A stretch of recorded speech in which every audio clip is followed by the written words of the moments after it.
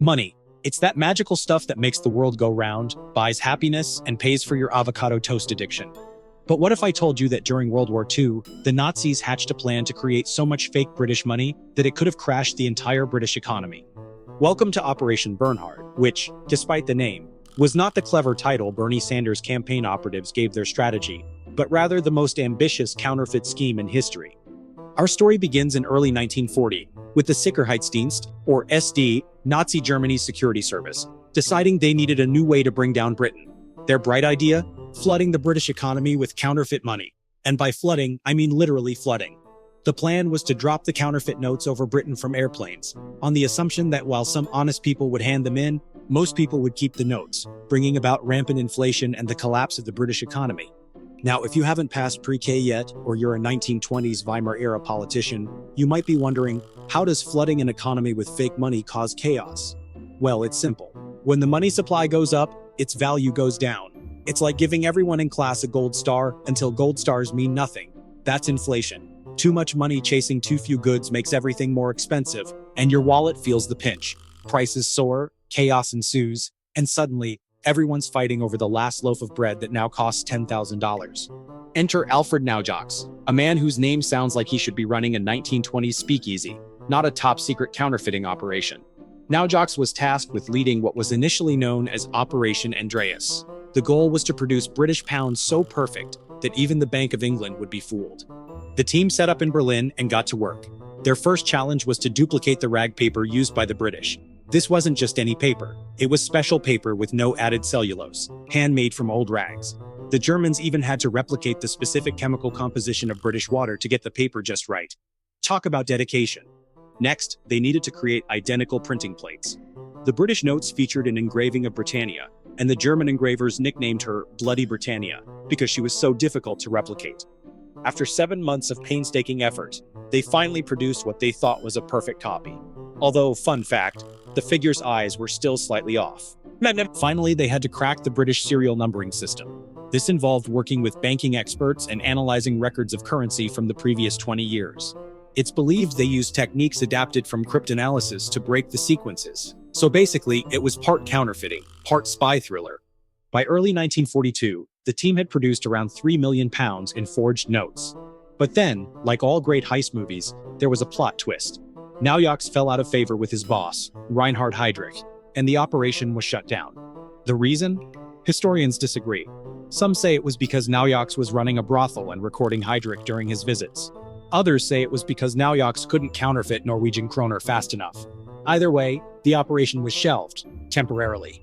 Later that year, SS Major Bernhard Kruger revived the operation under a new name, Operation Bernhard. Realizing that the initial plan of literally dropping money from planes was a tad impractical, mainly because the Luftwaffe didn't have enough planes to deliver the forgeries, the goal shifted to using the counterfeit money to finance German intelligence operations. Kruger set up shop in Sachsenhausen concentration camp, recruiting around 140 Jewish prisoners with skills in draftsmanship, engraving, printing, and banking. Now, despite sounding like a Bond villain, Bernhard Kruger was actually relatively good for a Nazi. Kruger treated his unit of prisoners with an unusual amount of decency. He called them by the polite form Sie instead of the usual demeaning Du, provided them with extra rations, cigarettes, newspapers, and even a radio. There was a ping-pong table, and prisoners staged amateur theatricals and musical performances. At its peak, the unit was cranking out notes faster than a rigged slot machine, nearly 1 million per month. By April 1945, the operation had produced a total of 8,965,080 fake British banknotes worth an estimated £132.6 million to £300 million. The notes are considered among the most perfect counterfeits ever produced, being extremely difficult to distinguish from the real thing. The notes fooled experts and were used to pay for espionage activities and war supplies.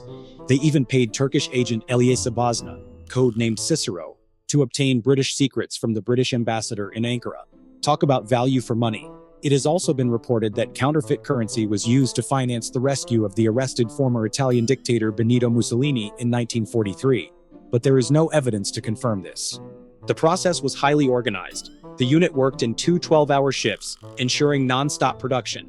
The printed sheets, each containing 4 notes, were dried and cropped to match the decal finish of British notes. To age the notes, prisoners passed them among themselves to accumulate dirt, sweat, and general wear and tear. Some even wrote British names and addresses on the reverse to make them look more authentic.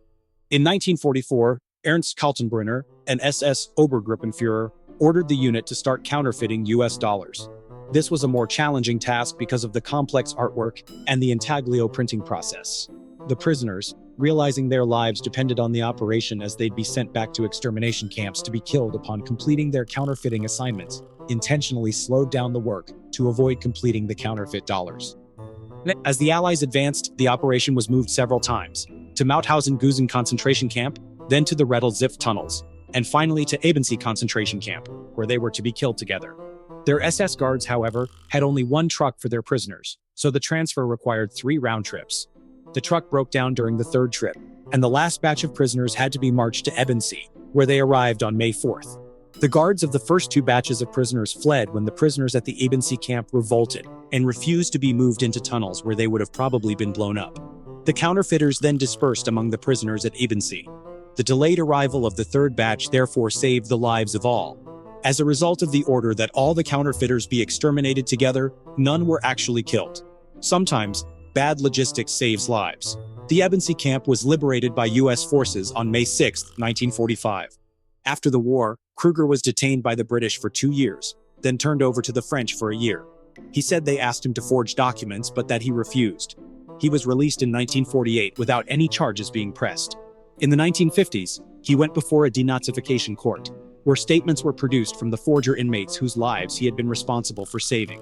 He later worked for the Hahnemühle Paper Company, the company that produced the special paper for the Operation Bernhard forgeries, which might be the greatest job placement irony in history. Meanwhile, Friedrich Schwend, the mastermind laundering all that fake money, amassed a small fortune.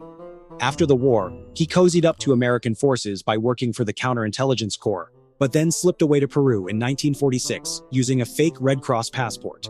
In Peru, he lived it up by opening a restaurant, dabbling in money counterfeiting, drug trafficking, and even hiding Klaus Barbie, the infamous Butcher of Lyon. His peaceful life was interrupted by a highly publicized murder trial involving his daughter in 1963. Despite all this drama, Schwend managed to avoid serious consequences, getting a slap on the wrist sentence for smuggling. He finally kicked the bucket in 1980. Overall, as with many evil schemes, Operation Bernhard didn't go quite as planned. The Nazis never managed to execute the grand money drop. They did, however, use some of the counterfeit notes to finance espionage activities and buy war supplies, but the full-scale economic collapse they envisioned never materialized. As the Allies closed in, most of the counterfeit money was dumped into the Toplitz and Grundlsee lakes. It is believed that most of the notes ended up at the bottom of Lake Toplitz, from where they were recovered by divers in 1959. However, examples continued to turn up in circulation in Britain for many years, causing the Bank of England to issue new designs and withdraw all notes larger than £5 from circulation.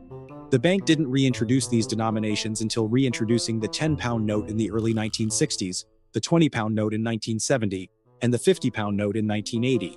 So, while Operation Bernhard didn't destroy the British economy, it certainly left a mark, or should I say, left a Reichsmark. Although Kruger passed away in 1989, could another key figure in Nazi-era history still be alive 82 years after he was presumed to have died? Check out our video, Long Presumed Dead Nazi Assassins Still Alive, to discover the baffling case of Herschel Grinspan and his alleged fate. Thank you for watching. Please like and subscribe.